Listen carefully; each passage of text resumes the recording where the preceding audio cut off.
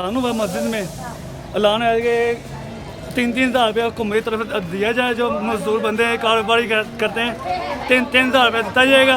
और ऐलान हो कट्ठे आवाम कट्ठी होगी। सारे आवाम ने कार्ड भराते, मावा भैन ने सब ने कार्ड भराते। इन्हें ऐलान किया कि हम आ गए, हमने इतने 2-3 नंबर से आए हैं, सिक्योरिटी गार्ड नहीं मिलते हैं। सिक्योरिटी गार्ड भेजਣ ਸਾਨੂੰ ਪੈਸੇ ਦੀ ਕੋਈ ਜ਼ਰੂਰਤ ਨਹੀਂ ਹੈਗੀ। ਅਸੀਂ ਇਹੋ ਜਿਹਾ ਪੈਸੇ ਕੀ ਕਰਦੇ ਜਿਹੜੇ ਜ਼ਲੀਲ ਕਰਕੇ ਰੱਖ ਦਿੱਤਾ।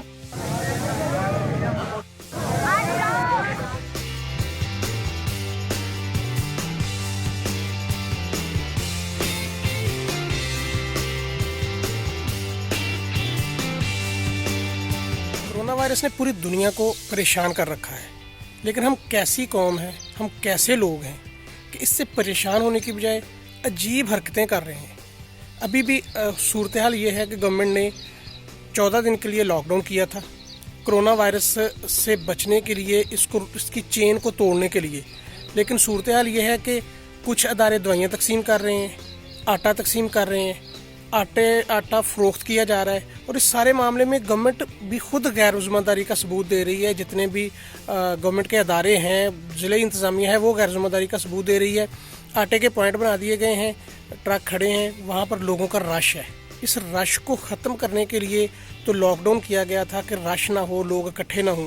लेकिन अगर गवर्नमेंट के ही अदारे, ज़िले इंतज़ामिया ही आटे के पॉइंट्स बना देगी और वहाँ पर लोग खड़े हो जाएंगे आके और लोगों का रश पड़ेगा, तो कोरोना वायरस को रोकने के लिए जो लॉकडाउन किया गया था उसका तो मकसद फौत हो गया। इसके अलावा कुछ खैराती अदारे हैं जो दवाइयाँ तकसीम कर रहे हैं या जो आटा तकसीम कर रहे हैं, वो भी इसी तरह रश डाल रहे हैं। FIC हॉस्पिटल में रश पड़ा हुआ है, कैंटीन पे रश पड़ा हुआ है, कोई रोकने वाला नहीं है।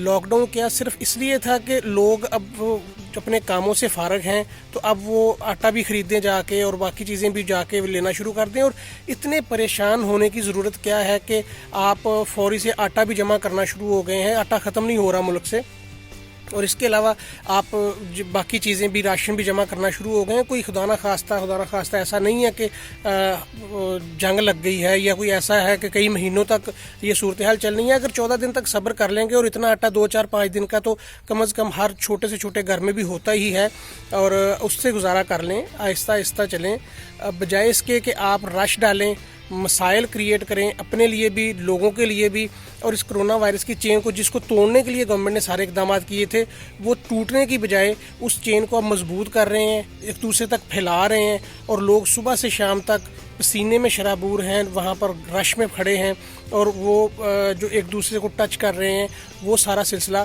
तो जारी रहेगा। इसके अलावा कुछ मिलें भी ऐसी हैं, मिल्स जो हैं वो ऐसी हैं जिन्होंने छुट्टियाँ नहीं की हैं, मज़दूर वहाँ पर वैसे ही काम कर रहे हैं, कैंटीन पर बैठे हैं, सीरियस नहीं ले रही। शायद गवर्नमेंट उस लेवल पर सीरियस नहीं ले रही, या ज़िले इंतज़ामिया उस लेवल पर सीरियस नहीं ले रही, और आवाम तो बिल्कुल सीरियस नहीं ले रही। और आवाम का कसूर कम है, वो हर मुल्क की ऐसे ही होती है। अगर हम सिर्फ अपनी आवाम को या पाकिस्तान के लोगों को कसूरवार नहीं ठहरा सकते कि ये लोग समझते नहीं हैं। सारे लोग ही ऐसे होते हैं। अमेरिका में चले जाएं, इटली में चले जाएं, चाइना में चले जाएं, किसी भी जगह पे आम लोग, जो आवाम होती है, वो ऐसी ही होती है।